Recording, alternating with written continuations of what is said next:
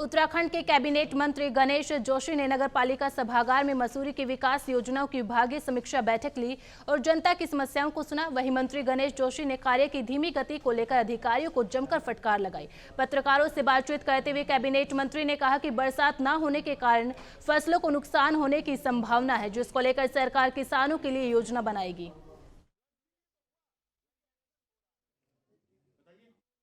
कोई बात नहीं, इंतजार कीजिएगा। नए साल के अभी शुरू हुआ है और शुरुआत में ही आपको जो है मिठाई आपके मुंह तक पहुंच जाएगी। माल रोड का सुंदरीकरण जिस प्रकार से आपका सपना था उस प्रकार से हुआ नहीं।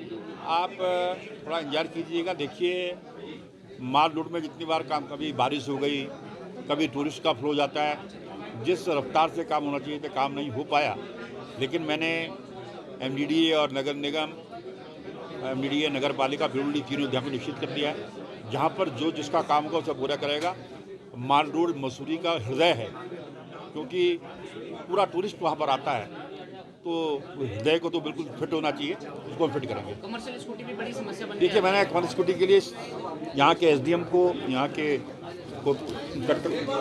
जो यहाँ के CO हैं उनको भी निश्चित कर दिया है कि जहाँ पर इनका निर्धारित स्थान है, जहाँ पर लाइसेंस देते हुए कहा गया था कि हम अपने ऑफिस के आगे इनको पार्क करेंगे, वहाँ से देंगे, उनको वहीं भेजा जाएगा और जो सार्वजनिक स्थल पर है उनको हटा दिया जाएगा। सर, पूरे उत्तराखंड के लिए बरसात अब बड़ी समस्या बनी हुई है, गेहूं की फसल बर्बाद हो चुकी है। और देखिए, मैंने इसके लिए अधिकारियों की बैठक बुलाई है, क्योंकि बारिश न होने के कारण हमारी फसलों को बहुत नुकसान हो रहा है। पहले तो मेरी बाबा केदार से, बद्री केदार से विनती है, प्रार्थना करते हैं कि किसी से बारिश हो, नहीं तो सरकार किसानों के साथ खड़ी है और उसके लिए कोई ना कोई योजना बनाकर उसके लिए सरकार काम करेगी।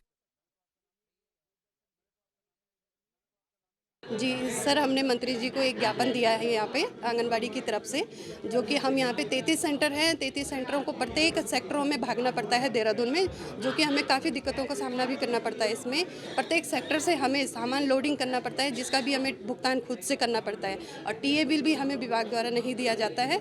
और जो गेहूँ, चावल, जो राशन हमें THR के रूप में हम लोग लाभार्थियों तक पहुँचा रहे हैं, उसका भी दुकान से उठाना, उसका ढुलान भी हम खुद से भुगतान कर रहे हैं।